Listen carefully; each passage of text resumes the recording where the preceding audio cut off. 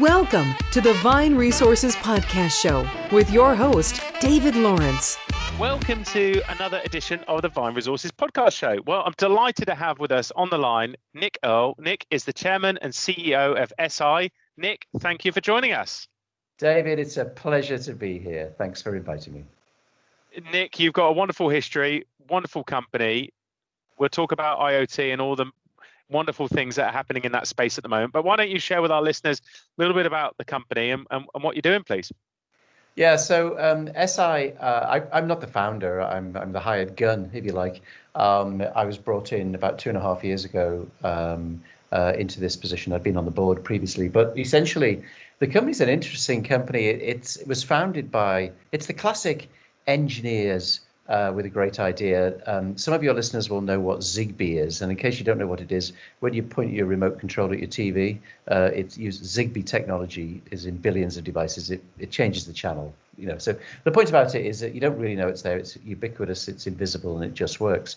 So they invented Zigbee. A couple of geeks who won't mind me saying that invented Zigbee, and then having done that and sold the first company, established it as a standard, they said, why can't cellular work like that for IoT devices?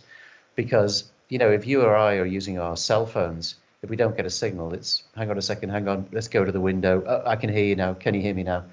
But if you're a coffee machine or a parking meter, you can't do that. And actually, it turns out there is no such thing as ubiquitous global connectivity. So they actually, without getting too much into it, solved that problem of providing 100% cellular coverage in every square foot of landmass, at least. They've been doing it for 13 years, and they just sort of sat at their desks and coded. And about 2-3 years ago, we realized what they'd actually done. And I was brought in after, as you say, corporate careers at HP, where I ran global marketing and the internet, Cisco, where I ran the global services business and the cloud program for Cisco. And then I played with train sets for a while when I was at a company called Hyperloop, which tried and failed to kill HS2. So that's my background.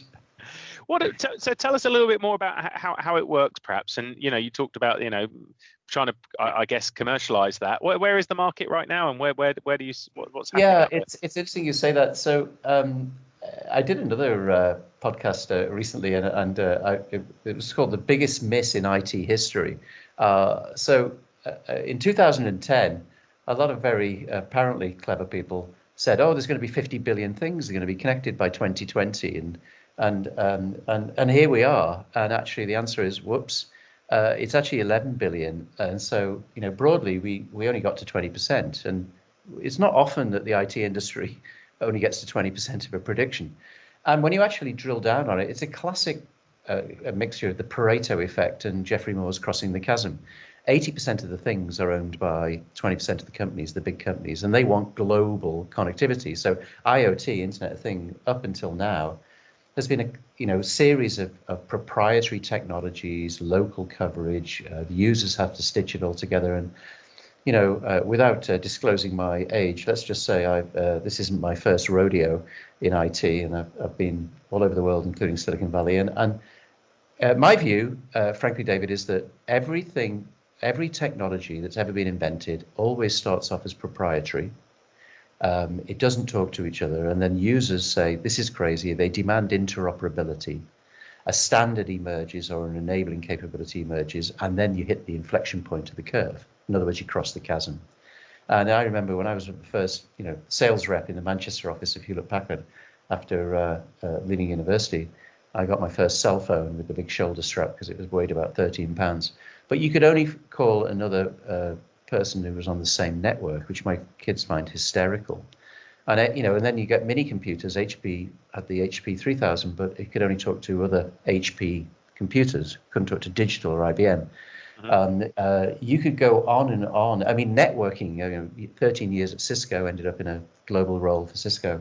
But, we used to have IBM, SNA, AppleTalk, DECnet, 3Com. None of them talk to each other.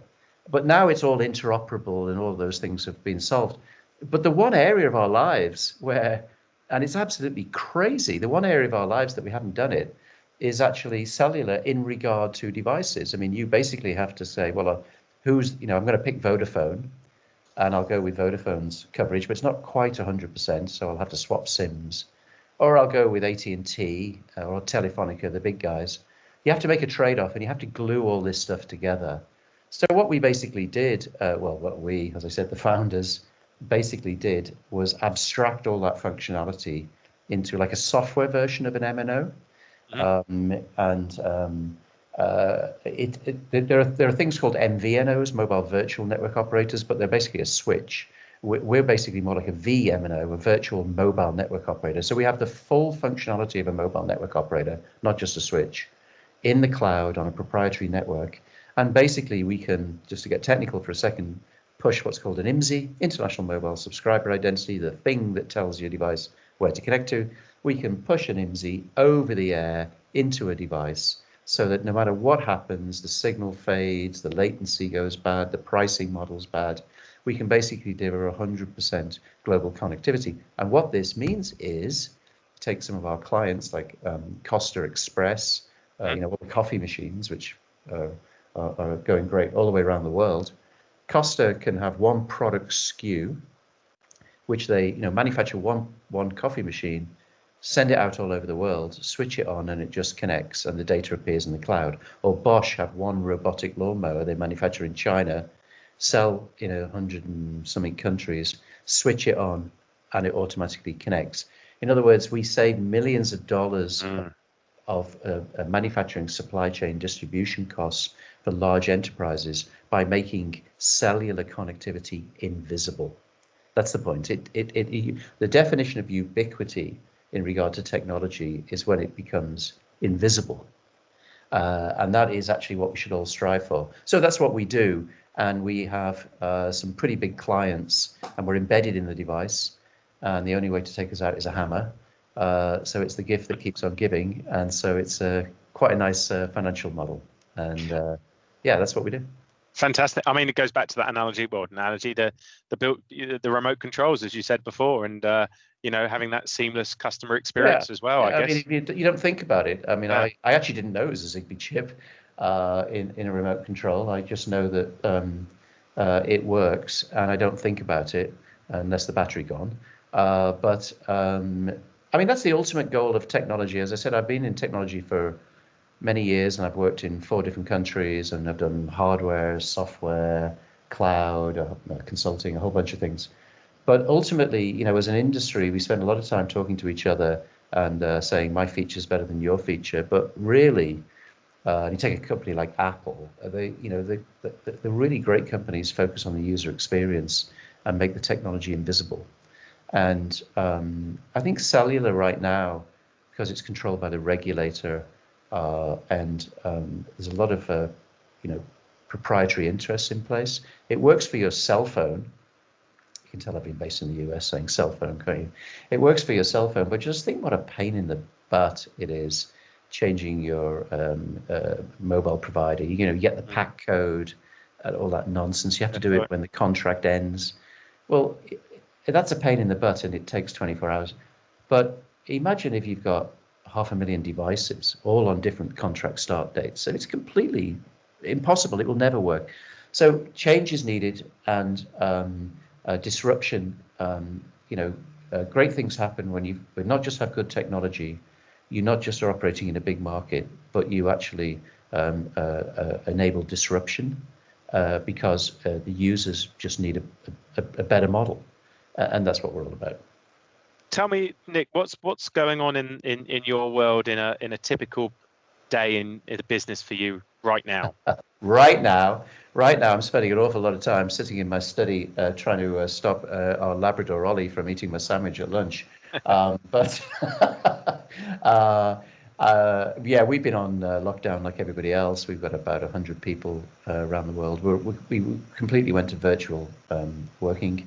And actually, the weird thing, David, is, and I've heard this, I'm sure you have from other people, people are starting to say, you know what, is it just me, or are we actually more productive? And I think we are more productive. So basically my day is Microsoft Teams calls, Zoom calls, whatever.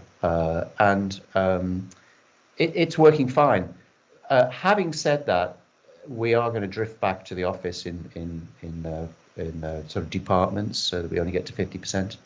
So normally my day, regardless of the physical location, is just essentially a combination of customer calls, internal calls. Being a CEO is a bit like having the old circus act where you got plates on poles and you used to run up and down the line, making sure that the plates didn't fall off and giving them a spin and seeing how many you could do. Well, that's frankly the job description of a CEO, and plates do fall off.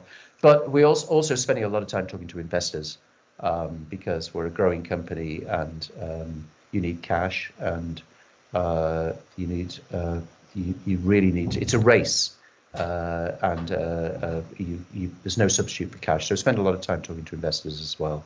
You've talked about some getting some people back into the office in some form of way. You've talked about obviously moving to a remote model during the thing. How do you see things impacting you over the, how do you see it, or what's your thoughts on how a new model might look and how it's going to impact you? It's a big debate, isn't it? I mean, you see the, is Central London going to survive all this debate? You know what?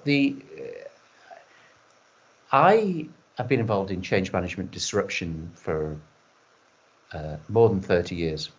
The reason I ran the internet program for HP was because HP were getting their butt kicked by Sun, who were the dot and .com, and HP was the dumb printer company, and they got the cloud program for Cisco because AWS was kicking Cisco's butt. So the point about that is that I've seen a lot of disruption, and the interesting thing is disruption. It's like the race cars. Disruption doesn't happen on the straights; it happens on the corners. You overtake on the corners. And right now, boy, we're in the mother of all corners. In fact, we can't see the straight, arguably.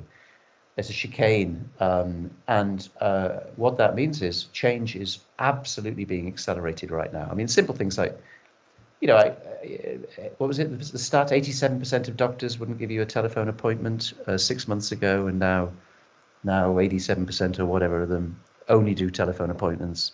Why did it take so long? So if we look at our customers, for example, this is not just working from home. This is fundamental change. I talked about Costa Express. Yeah. Costa Express is a 1 meter square retail vending machine that delivers a better experience to get a cup of coffee than walking into a store. A better experience than walking into a store. Because it's got personalized advertising. You scan the QR code, it then knows who you are. It knows every cup of coffee you've ever bought, where you bought it, what the ingredients were, what you like, and it can send you messages saying, David, you're 30 minutes late for your cup of coffee. Oh yeah, I'll go and get it. They don't have stores. There's no Costa Express are not in Costa shops. They're in BP garages or whatever. It's selling a product which is pretty addictive at very high margins, let me put it that way. And they can go into a new country like South Korea in 24 hours, take 10 machines in, switch them on. Next day, they're open. And if it doesn't work, the South Koreans don't like their coffee, they can pull the machines out and ship them to Japan, single SKU. So that's yes, it's a coffee machine, but actually it's a business model disruption named squarely at Starbucks. And so it's actually the next generation of retail. It's smart retail with mass personalization, where you're collapsing the supply chain and disintermediating the people in the middle.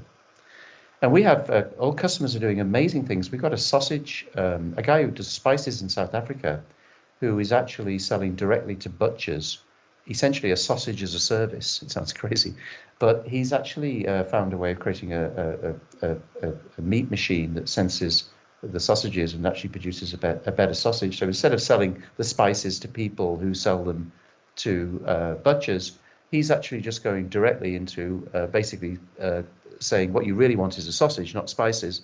Therefore, I'm doing sausage and a service. And I could give you case study after case study after case study. But the point is that what's happening is, in my view, a bigger business model disruption than was enabled by the first wave of the internet. Mm-hmm. The first wave of the internet enabled e-commerce, and we all learned that we could buy a book rather than go to a bookstore. And we thought that was really cool, and it was. What's happening now is a bigger wave of disruption because supply chains are being and value chains are being massively disintermediated. People are taking products that were previously capex, i.e., you bought it once, and they're turning it into opex. It becomes an annuity, which means that you're competing based on the experience enabled by the data that you collect from the customer back into your company. That enables you to leapfrog competitors because you are now delivering a better service at many times a cheaper price. And what that means is people are overtaking in these corners. So when I was in Silicon Valley in the dot-com time, which was great, and then suddenly it wasn't. But anyway, if you looked at the top 10 companies by industry vertical in '96 and the top 10 in 2000, it completely changed. I think in a couple of years' time, we're going to look back and say that was nothing compared to what is happening right now, and it's happening not just in the high street, it's happening in every aspect of our life, and it's because data is now available right down to the user experience, and the innovative companies are actually aggressively using that to create new business models. What type of organization may be reaching out to you and talking about your solutions? Who's the typical type of person that might be coming to speak to you? I would say there's two. There's the innovative startups, and there's actually the innovative big brands. Actually, the really interesting thing is people who aren't reaching out, but not to us, but to anybody. The innovative startups is, as always, people see opportunities, venture capital money floods in. So we have a lot of people in the right now. What's hot is medical devices, devices that will predict not just COVID, but information about your health, because people are betting that it's a bit like that TV program on Netflix where everyone's got a rating. So in other words, to enter a club or a restaurant or an airplane, you'll have a score. Everyone will have an individual score. That score will be based on your biometric information, and like temperature check, a much bigger version of the temperature sensor at the front of the restaurant. So there's a lot of money going into biometric devices where they're selling the information to pharmaceutical companies and hospitals. And the user buys a device, but really the device, they don't make the money from the device, they make money from selling the data. So a lot of traditional startups, but actually also some very, very big brands who you'd be amazed at some of the ideas they come up with. Great thing about IoT is you've got tons of stories. Would you believe, and I say that because I'm sure you won't, but there is an IoT-enabled nappy. Now everybody immediately thinks of something, and it's not that. So the world's second largest paper company is called Eseye in Gothenburg, Sweden, and they have a adult incontinence diaper, which unfortunately, my mother, when she was still alive, was in a care home in Liverpool. Last 3-4 years, she had to wear a diaper, a nappy. And you think, what on earth is the business model for an IoT-enabled nappy? Well, the point is that most people don't die in care homes, they die in hospitals.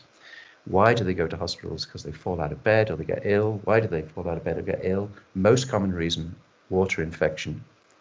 What's the problem? Old people with Alzheimer's, like my mum, don't tell people they don't feel well. And so they sit there with a wet nappy on, or they suffer, and they go to hospital, and then they catch something else, MRSA or whatever. So actually, if you can analyze the urine and look at the chemical analysis of the urine in a diaper, which then transmits over Bluetooth to an edge aggregation device, you can say, look, Mrs. Earle in room 321 is showing early signs of a urine infection. Let's treat her now before she it. Now, it's good for Mrs. Earle, it's good for her son, Nick, but actually, from a cold-blooded business point of view, it's good for the care home manager because it keeps the patients alive longer, which means they're paying money longer. So it's good all around. So that's $1 billion a year market. That's amazing. Smart enabled nappies. And you can see it on Eseye's website. They sell it. It's smart enabled nappies are $1 billion market. So, I always say if a paper company and a spice company can do it, Um, it's not. This is not a technology thing. This is people who are innovative, who are thinking, how can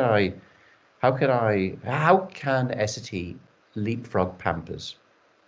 How can the Mm. spice company capture the butcher's market, and get rid of other spice companies? And so the sorts of companies that are contacting us are people who are, if they're not startups, they're very big companies with some departments that are responsible for digitization and cool ideas. And they're saying to us, is this possible? Could we do this? Every day brings a really cool case study. It's a great area to Mm. be in. No, thanks for sharing. That's a great story. There, I will check that out. Yeah. Nick, is there something, you've had an illustrious history, a career history so far, and it's still going strong, which is great to see. But can I you love the way share you say so far. so far? Well, yeah. Hey, that's right. You got a long. We all got a long way to go. I hope a healthy Yeah. life. But can you share something from your childhood that maybe influenced your work ethic in later life? Is there a story you've got? Yes, I can. And if you'll allow me perhaps to open my heart a little bit. Yeah, I don't know that this definitely was the biggest influence on my life, but it certainly was an influence. Unfortunately, when I was 13, my sister, one of my two sisters, killed herself. And without going into too many details, it was a very, very traumatic time. But that had a huge effect on me, of course. And I went off the rails for a couple of years and got in a bit of trouble. And academically, I was doing really well. And then I had 2 years of really bad results. And something happened. I don't know what it was. I guess I sort of looked in the mirror and thought, well, you can either keep on being a bit of a rebel, which arguably I've never lost, or you can actually knuckle down and escape out of here. And I was in Liverpool, and make something of it. And thank goodness I chose the latter, and I decided to knuckle down. And I just applied myself to the studies, so much so, David, that I actually went completely the opposite way. I was telling somebody the story of this the other day. I became completely boring. So I was the guy who went to university and along with everybody else. But in the early days, it wasn't called computing. It was basically computational and statistical science, which is a maths degree using a machine called a computer, now called computing. But I just spent all my time on the computer, a university computer, and so socializing and not socializing and studying. And I knew this was true when at the end of the year, because it was like a mainframe, and the only way they measured it was CPU time. So at the end of the year, they said, we're going to show the league table of all the students and how much time. And there was all the guys who'd had a really great time going out drinking and partying, and they'd used about 4 minutes worth across the year. And then they sort of scrolled it up, and I'm thinking, okay, where am I? Where am I? Where am I? And then they got to number 2, and I thought, well, I'm not there, so I'm either not on the list or I'm number 1. But then there was this massive gap. It turned out I'd done 3 times as many minutes as anybody else, and I thought, oh, this is really bad. And for whatever reason, I just decided to work harder than anybody else. It's the best way I can put it. I will just work harder than anybody else, and I will make sacrifices. And thank goodness I've got a very supportive family. In fact, it's our 40th wedding anniversary in a week. So a very supportive family, and 2 girls. But I do think that awful incident when I was younger actually gave me almost like a sense of fear that this could all disappear. And just decided to, I just believe, and try to teach that to our girls, that if you want it hard enough and you're prepared to put the hours in, you can turn the odds in your favor. And that 100%. sounds a bit self-help like, but I honestly believe that. And I've just worked and worked and worked and had great fun and great times.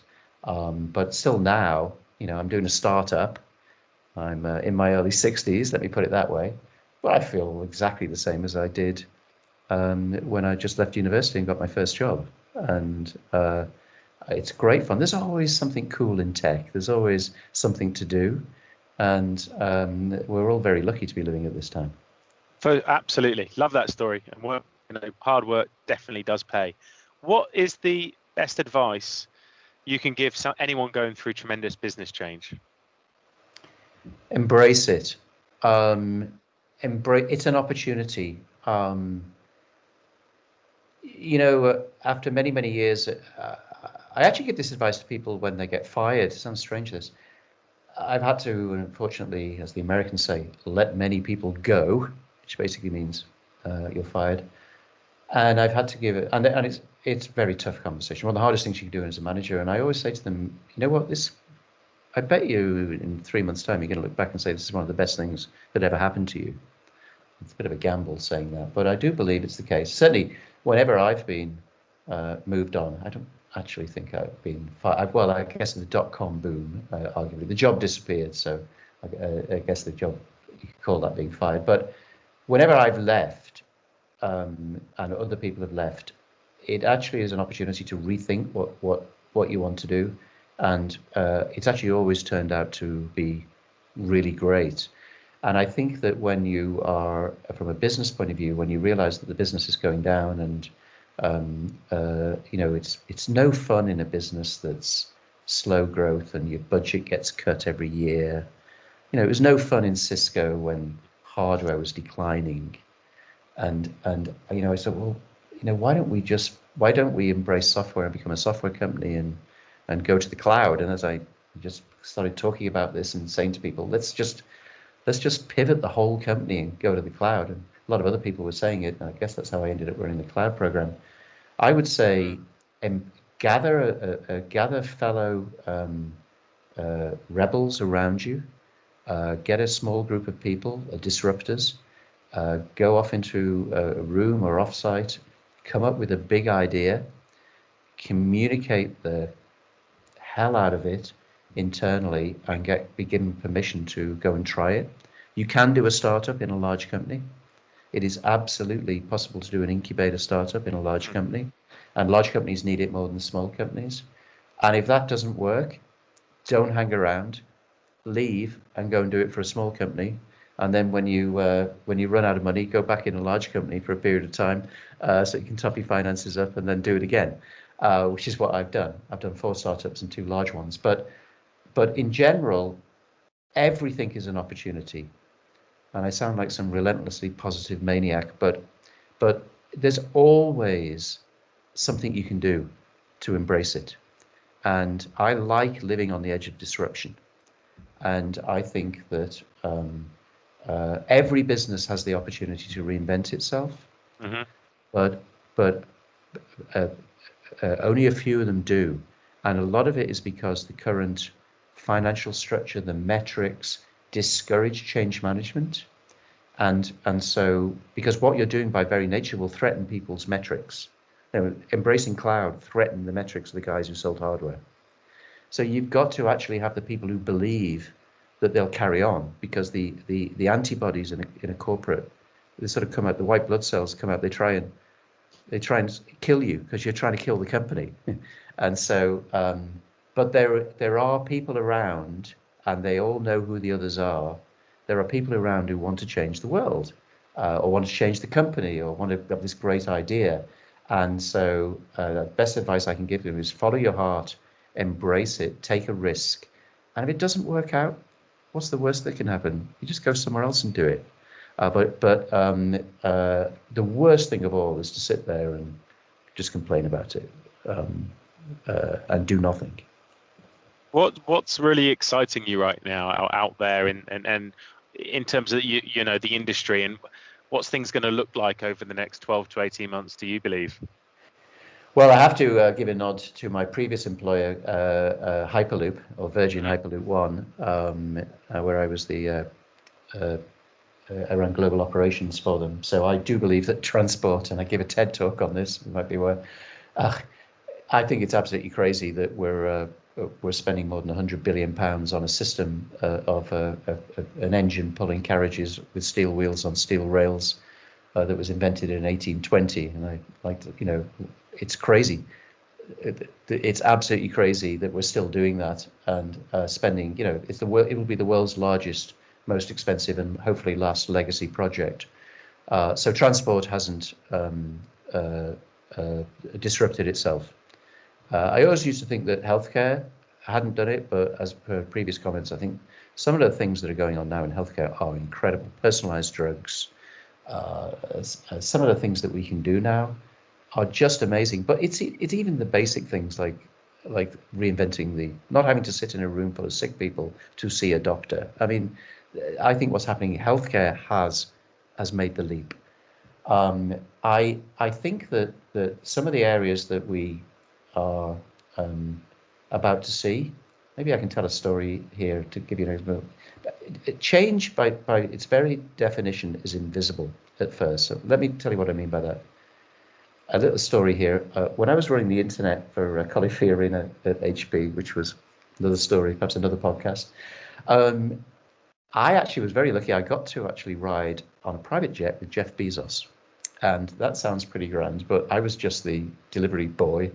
I had to go and fetch Jeff and take him to a big HP conference in New York. And of course, he would, HP had corporate jets. I went up in one of them, got Jeff Bezos. So I rode from Seattle to Teterboro, New Jersey, with Jeff Bezos, and in 1999. And I thought, I don't know what to say to this guy. I mean, after about 10 minutes, I realized he was 1,000 times smarter than me, and I didn't know what to do. So I asked him, eventually I found the perfect question. Because instead of asking him stupid questions, I said, what's next for Amazon, Jeff? And of course, what does he love talking about? What's next for Amazon? This guy's an unbelievable visionary. And to give you an idea of how much of a visionary he is, I swear to God, he said, wow, we're gonna be the biggest retailer in the world. Biggest retailer, and if you know Jeff Bezos, he waves his arms and he shouts. He has a certain style. Biggest retailer in the world. I went, yeah, books. No, not books. Digital books. No, digital products, music. It's 1999, right? And the Motorola flip phone was the state of the art. No, you don't understand. The biggest retailer in the world. They can't stop me. Interesting phrasing. I said, but what do you mean? He said, everything that's in a store, everything. And I swear to God, he said, including food. I thought, this guy is a nut job. Now, of course, there was only one nut job on the plane, and it wasn't Jeff.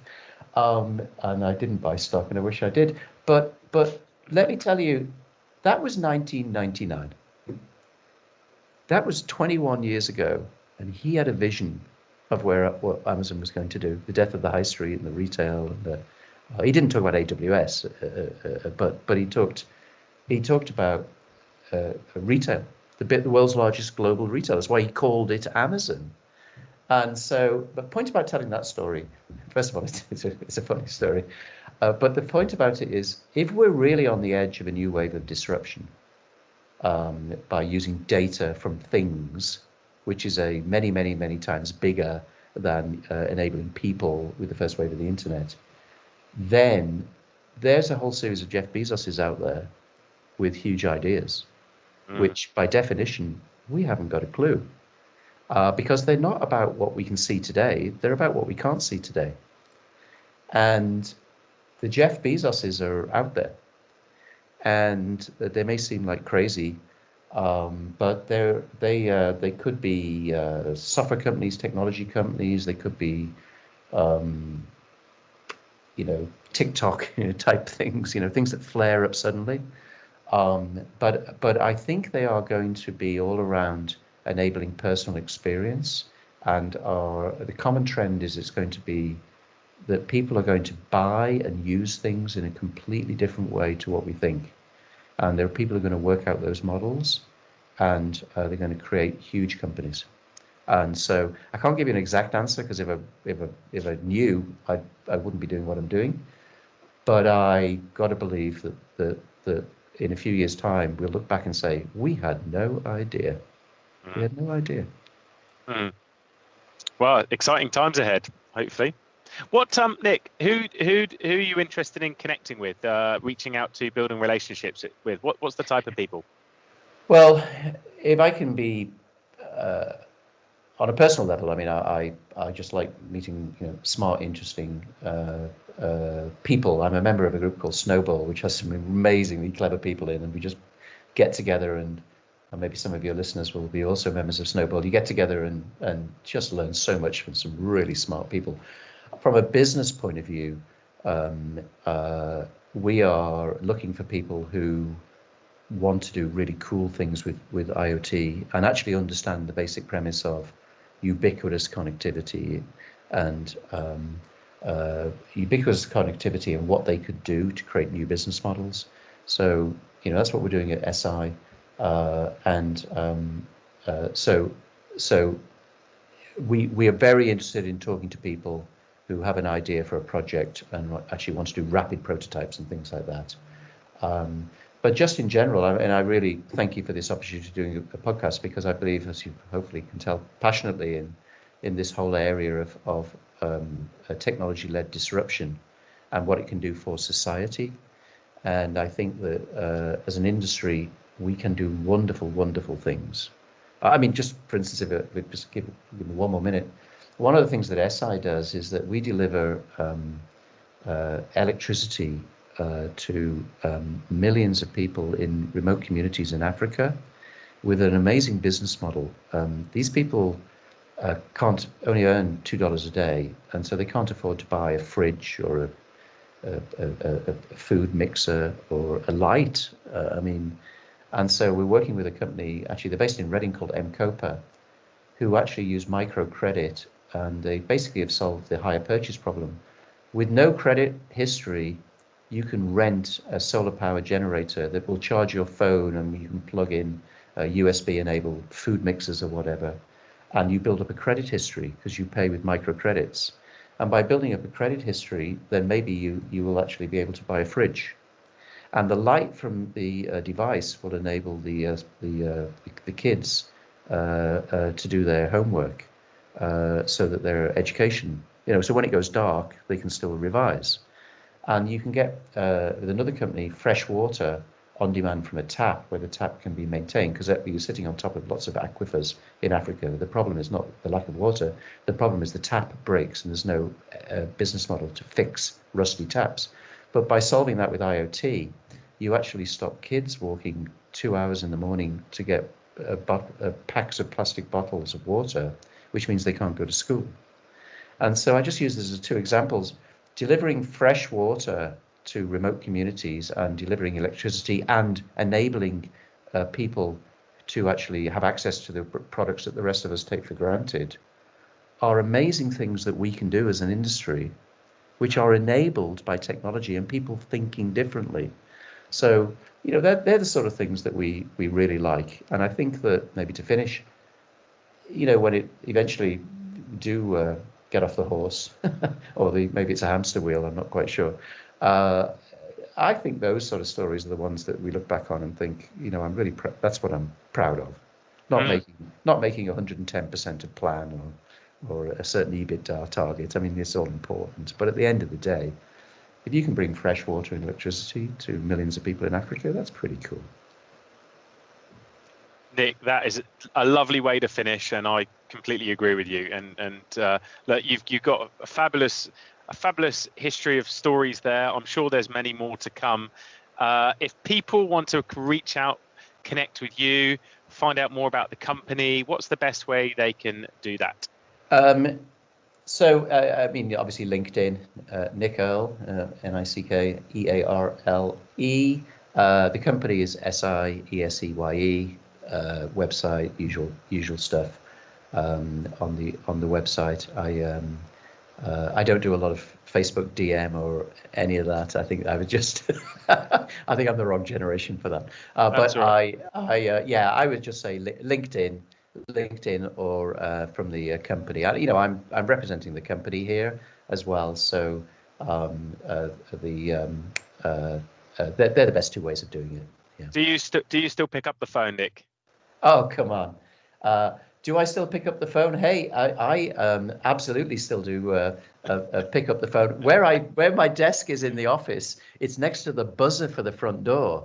So not only do I pick up the phone, David, the CEO goes to the buzzer to let the UPS guy in. So I'm down there. You're grounded. Doing You're it. grounded. I'm grounded. That old corporate jet stuff, that's in the past.